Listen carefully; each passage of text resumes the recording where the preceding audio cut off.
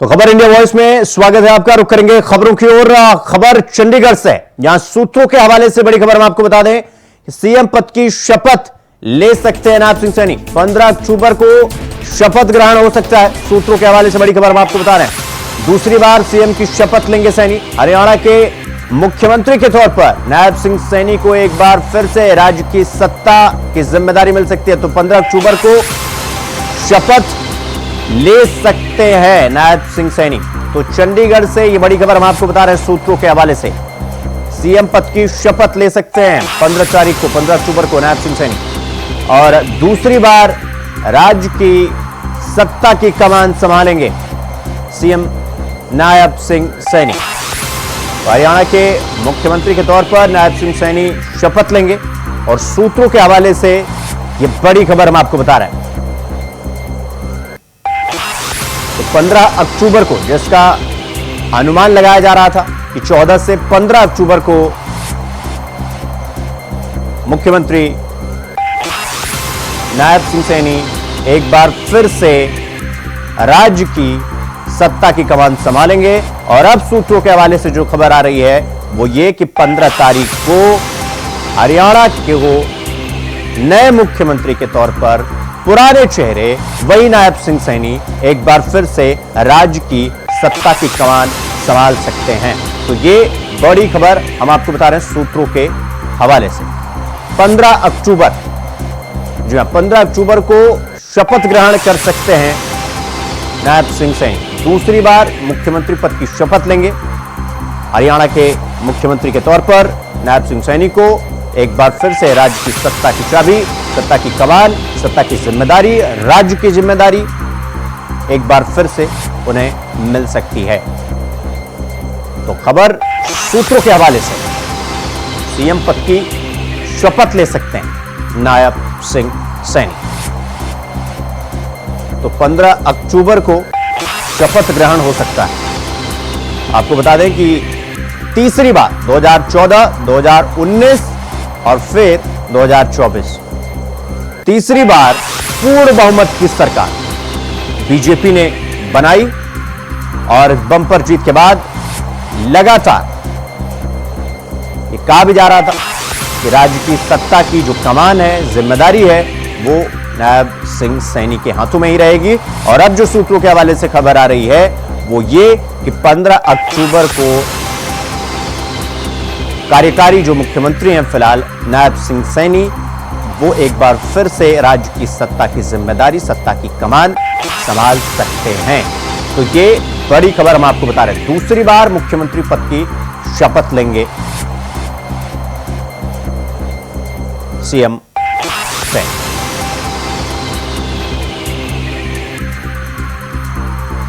इस खबर पर हमारे साथ हमारे सहयोगी बीएस गुलियानी हमारे साथ अंबाला से जुड़ गए हैं। बीएस, 15 अक्टूबर को जो खबर आ रही है, 15 अक्टूबर को नायब सिंह सैनी राज्य की सत्ता की कमान संभाल सकते हैं। क्या जानकारी, क्या अपडेट आपके पास बीएस? जी देखिए, बिल्कुल यही कहा जा रहा है कि 15 अक्टूबर को जो है वो नायब सिंह सैनी सीएम पद की शपथ लेने जा रहे हैं। इसके लिए जो पंचकुला के फैक्ट्री 5वें ग्राउंड है उसमें पूरी तरह से तैयारियां जो है वो जोर शोर से शुरू कर दी गई हैं और करीब 50,000 लोगों की जो है यहाँ पर पहुंचने की उम्मीद जताई जा रही है। और इसके अलावा यहाँ पर जो तैयारियों में जुटे हैं संजय भाटिया, उनका कहना है कि प्रधानमंत्री जो है वो विदेश गए हुए हैं और कयास लगाए जा रहे हैं कि 15 तारीख को वापस आएंगे और उसके बाद शपथ ग्रहण समारोह में जो है भाग लेंगे। तो इससे पहले 12 तारीख निर्धारित की गई थी शपथ ग्रहण समारोह के लिए, लेकिन विदेश यात्रा होने के कारण जो है प्रधानमंत्री यहाँ नहीं थे और इसी वजह से जो है इसे स्थगित कर दिया गया था। तो अब माना जा रहा है कि 15 अक्टूबर को जो है मुख्यमंत्री नायब सैनी जो है वो शपथ तो बीएस देखिए, खबर तो थी कि 14 से 15 अक्टूबर को हरियाणा को नया मुख्यमंत्री मिल जाएगा, लेकिन एक जो लड़ाई चल रही थी कि भाई पूर्व गृह मंत्री अनिल विज भी दावेदारी पेश कर रहे थे और वो कह भी रहे थे कि हम अब डायरेक्ट जो है मुख्यमंत्री आवास पर मिलेंगे चुनाव से पहले। तो अब ये जो खबर आ रही थी कि इसमें अनिल विज भी हो सकते हैं और इसको लेकर जो मनमुटाव था, ये सारी चीजें थी। तो मतलब ये कंफर्मेशन होता जा रहा है धीरे धीरे कि सीएम सैनी ही राज्य की सत्ता की कमान संभालेंगे? जी देखिए, कहीं ना कहीं ऐसा माना जा रहा है, क्योंकि अनिल विज के बाद जो है राव इंद्रजीत सिंह भी सीएम की दावेदारी ठोक चुके हैं। बिल्कुल। तो शायद भाजपा को भीतर घात होने का भी खतरा है, इसीलिए उन्होंने सीधे तौर पर ही डिक्लेयर कर दिया था कि जो है 12 तारीख को मुख्यमंत्री नायब सिंह सैनी शपथ लेंगे। लेकिन प्रधानमंत्री मौजूद नहीं थे भारत के अंदर, तो इस वजह से इसे 15 तारीख तक स्थगित कर दिया गया। और कहीं ना कहीं ये भी माना जा रहा है, राजनीतिक गलियारों में इस बात की भी चर्चा है कि जब प्रधानमंत्री स्वयं इस शपथ समारोह में भाग लेंगे तो जो दावेदारी ठोक रहे हैं भाजपा के अन्य नेता, तो वो भी कहीं ना कहीं आसानी से चुप होकर बैठ जाएंगे। तो इसीलिए प्रधानमंत्री के भारत वापस पहुंचने की इंतजार की जा रही है और 12 तारीख से बढ़ाकर ये जो तिथि है 15 तारीख। ठीक है बीएस, बहुत बहुत धन्यवाद आपका हमसे जुड़ने के लिए और खबर पर जानकारी हमारे साथ साझा करने के लिए। तो खबरों में आगे बढ़ेंगे। अगली खबर अयोध्या से है, जहां निर्माण कार्य में ठेकेदार जमकर भ्रष्टाचार कर रहे हैं। आपको बता दें कि सड़क निर्माण में होने वाले मटेरियल बिडमिन काफी घटिया मतलब सामग्री डाली जा रही है। उमापुर मार्ग के निर्माण कार्य 2 करोड़ 74 लाख की लागत से किया जा रहा था। इस खबर को इंडिया वॉइस ने बीते 25 सितंबर को बड़ी प्रमुखता से चलाई और जिसके बाद इंडिया वॉइस की खबर का असर भी हुआ।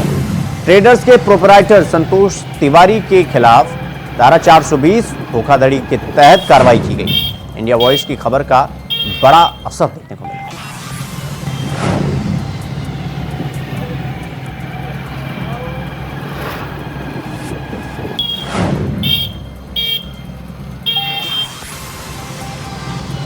प्रोपराइटर के खिलाफ कार्रवाई की गई है और सड़क निर्माण में जमकर धांधली, जमकर भ्रष्टाचार, 420 धोखाधड़ी का ये पूरा मामला। और इंडिया वॉइस ने इस खबर को 25 सितंबर को बड़े ही प्रमुखता से इस खबर को उठाया था, चलाया था, दिखाया था और फिर अब इस पूरी खबर पर एक बार फिर से इंडिया वॉइस का असर हुआ है। तो इस खबर पर हमारे साथ हमारे सहयोगी विनय मिश्रा हमारे साथ अयोध्या से जुड़ गए हैं। विनय, जिस सड़क का हम जिक्र कर रहे हैं, क्या कुछ पूरा मामला है, क्या कुछ गड़बड़ी है? बिल्कुल सीएम, आपको यहाँ पे बता दूं कि इंडिया वाइस ने इस खबर को जो है 25 सितंबर को प्रमुखता से चलाई थी और इस सड़क का निर्माण कार्य जो है मार्ग है ये 20 किलोमीटर 2 करोड़ 74 रुपए लाख की लागत से इसका निर्माण कार्य हो रहा था। और ये 3 दिन में ही जो इसका मटेरियल था वो काफी घटिया उछालने लगी थी। और इस खबर को जब इंडिया वाइस ने जब प्रमुखता से दिखाया है उसके बाद जो है पीडब्ल्यूडी के अधिकारी जो है कहते हैं और मामले की जांच की तो उन्होंने पाया कि जो इंडिया वाइस ने खबर दिखाया मटेरियल को लेकर के, उसको उन्होंने थाने में मोहर लगाई कि इसमें मटेरियल जो है ठेकेदार द्वारा जो यूज किया जा रहा है वो काफी घटिया किस्म का था। तो विनय, जब अब जब 25 सितंबर को हमने इस खबर को चलाया, हमने इस मुद्दे को उठाया और इसके बाद क्या कुछ कार्रवाई की गई है अब इस पूरे मामले में? क्योंकि खबर का असर तो हुआ है, खबर का असर हुआ तो कार्रवाई क्या हुई अधिकारियों पर? बिल्कुल, यहाँ बता दूं कि जो कार्रवाई की गई है वो सीएम थे उनकी तहरीर से जो है यहाँ पे ठेकेदार के खिलाफ जो है 420 और एक 30 धारा के तहत जो है यहाँ पे मुकदमा दर्ज कर लिया है 2044 से। और जल्द ही जो है माना जा रहा है कि शासन से जो है जो जेई है इसके और भी अधिकारी है जो इनमें जिम्मेदार अधिकारी थे उनके खिलाफ भी यहाँ पे जांच गिर सकती है, लेकिन इसकी कार्रवाई अभी कब होती है आने वाला वक्त में। तो ये जो जिस सड़क का हम जिक्र कर रहे हैं, एक बार ये सड़क कहां से जाती है, कितने किलोमीटर की सड़क है और इसमें क्या कुछ खामियां थी? एक बार फिर से अपने दर्शकों के लिए रिकॉल करवा दीजिए विनय मिश्रा। बिल्कुल, ये झेलसर से उमापुर का मार्ग है, ये लगभग 19 किलोमीटर की दूरी है और इसमें जो है 2 करोड़ 74 लाख रुपए की लागत से इसका निर्माण कार्य हो रहा था, जिसकी खबर को प्रमुखता से दिखाने के बाद जो है यहाँ के लोगों में भी थी कि ये जो सड़क बन रही है इसमें निर्माण कार्य अच्छा होगा। और उसके बाद यहाँ पे जो है प्रशासन द्वारा बड़ी कार्रवाई की गई है। जो सड़क निर्माण कार्य हुआ था 5 से 6 किलोमीटर के, तो उसको उखाड़ करके नई सड़क बनाने के लिए जो है यहाँ पे निर्देशित किया गया है। लेकिन अभी एक ठेकेदार के खिलाफ यहाँ पे FIR दर्ज कर ली गई है और अगर माना जा रहा है अगर ये निर्माण कार्य जल्द नहीं शुरू करता है तो इसको ब्लैक लिस्टेड करने का भी काम यहाँ पर। ठीक है विनय, बहुत बहुत धन्यवाद आपका हमसे जुड़ने के लिए और खबर पर जानकारी हमारे साथ साझा करने के लिए। इंडिया वॉइस ने इस पूरे भ्रष्टाचार का खुलासा किया और इस खबर को बड़े ही प्रमुखता से उठाया, इसको चलाया, दिखाया और फिर अब खबर का असर भी देखने को मिला। तो खबरों में आगे बढ़ेंगे एक और बड़ी खबर के साथ। जयपुर से बड़ी खबर आपको बता दें कि भजनलाल सरकार में नए मंत्रियों की एंट्री हो सकती है। उपचुनाव से पहले मंत्रिमंडल विस्तार संभव। सरकार में मंत्रिमंडल विस्तार की तैयारियां शुरू हैं और दिल्ली में वरिष्ठ नेताओं संग मंत्रिमंडल विस्तार पर चर्चा। सरकार में वर्तमान में सिर्फ 24 मंत्री हैं और 6 पद अभी भी खाली हैं। तो उपचुनाव से पहले मंत्रिमंडल विस्तार हो सकता है और नए मंत्रियों की एंट्री भी हो सकती है। तो ये बड़ी खबर हम आपको बता रहे हैं जयपुर से, जहां सरकार में मंत्रिमंडल विस्तार की तैयारी शुरू हो चुकी है और पूरी कैबिनेट में 24 मंत्री हैं और 6 पद अभी भी खाली। तो दिल्ली में वरिष्ठ नेताओं की बातचीत चल रही है। सरकार में वर्तमान में सिर्फ 24 मंत्री और 6 पद खाली। तो उपचुनाव से पहले मंत्रिमंडल विस्तार संभव। सरकार में मंत्रिमंडल विस्तार की तैयारियां भी शुरू हो गई हैं। दिल्ली में वरिष्ठ नेताओं से मंत्रिमंडल विस्तार पर चर्चा, यानी कि उपचुनाव से पहले मंत्रिमंडल विस्तार होता हुआ हमें दिखाई दे सकता है। तो सरकार में मंत्रिमंडल विस्तार को लेकर अब चर्चा भी शुरू हो गई है और अभी कुल 24 मंत्री हैं और 6 पद अभी भी खाली है, यानी कि उपचुनाव से पहले ये जो खाली पद हैं इनमें नई एंट्री हो सकती है। तो सिर्फ 24 मंत्री, भजनलाल सरकार में नए मंत्रियों की एंट्री संभवतः हो सकती है। तो विस्तार की तैयारी शुरू कर दी गई है। उपचुनाव से पहले मंत्रिमंडल विस्तार हो सकता है। जयपुर से यह बड़ी खबर हम आपको बता रहे हैं। भजनलाल सरकार में नए मंत्रियों की एंट्री हो सकती है और संभवतः उपचुनाव से पहले यह मंत्रिमंडल विस्तार हो सकता है, तो जिसकी तैयारी भी शुरू कर दी गई है। और दिल्ली में जो वरिष्ठ नेता हैं उन संग मंत्रिमंडल विस्तार को लेकर चर्चा की जा रही है। सरकार में आपको बता दें, राजस्थान की कैबिनेट में अभी 24 मंत्री, 6 मंत्री पद अभी भी खाली। तो इस खबर पर हमारे साथ हमारे सहयोगी कुलदीप सैनी हमारे साथ जयपुर से जुड़ गए हैं। कुलदीप, ये जो मंत्रिमंडल विस्तार का जिक्र किया जा रहा है वो भी उपचुनाव से पहले, ये मजबूरी या जरूरी, क्या जानकारी, क्या अपडेट आपके पास मंत्रिमंडल विस्तार को लेकर? देखिए, राजस्थान में अगस्त मंत्रिमंडल विस्तार को लेकर प्रयास कर गए। हालांकि मुख्यमंत्री मंत्रिमंडल में, लेकिन ये मामला इस तरीके से एक और नाराजगी और इसके साथ कई विभाग का जो मंत्री है उसमें मदद विभागों में रहे और अब चुनाव प्रदेश की जनता के लिए मुख्यमंत्री अब कोशिश कर रहे हैं कि कुछ नए चेहरे को मंत्रिमंडल में जुड़े थे। इसे लेकर लगातार कई नाम उसके सामने आए, जैसे कुछ नाम ऐसे हैं जो पूर्व की जो वसुंधरा सरकार थे उसके मंत्री किशन कपूर एक बड़ा नाम है जिसके मुख्यमंत्री बता सकते हैं। इसके अलावा जो प्रदेश के विधायक है उन पर विश्वास जताने की लगातार कोशिश की जा रही है।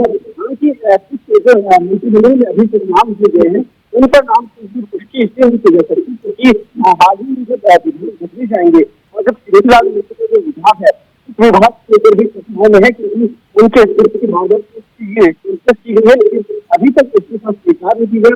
पार्टी और संगठन ने स्थिति की जो प्रदेश थी उस स्थिति को सुधारने के लिए मुख्यमंत्री लगातार बैठकों का दौर कर रहे हैं और दिल्ली जाकर फिर मुख्यमंत्री इस बात को लेकर संविदा से जेपी नड्डा और अमित शाह से मुलाकात करके बात कहे कि प्रदेश के जो हालात और जो ठीक है कुलदीप, बहुत बहुत धन्यवाद आपका हमसे जुड़ने के लिए और खबर पर जानकारी हमारे साथ साझा करने के लिए। तो सरकार में वर्तमान में सिर्फ 24 मंत्री हैं और 6 मंत्री पद खाली हैं और जिसका उपचुनाव से पहले मंत्रिमंडल का विस्तार हो सकता है और कुछ नए मंत्रियों के चेहरे देखने को मिल सकते हैं मंत्रिमंडल में।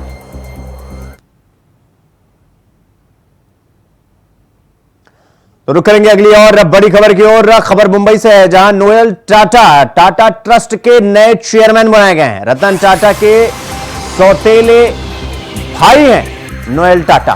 टाटा ट्रस्ट की बैठक में यह फैसला लिया गया और आपको बता दें कि टाटा ट्रस्ट के कर्ता धर्ता रतन टाटा का निधन होने के बाद टाटा ट्रस्ट के नए चेयरमैन का बैठक के बाद उनके सौतेले भाई नोएल टाटा को टाटा ट्रस्ट का नया चेयरमैन बनाया गया है, जिम्मेदारी दी गई।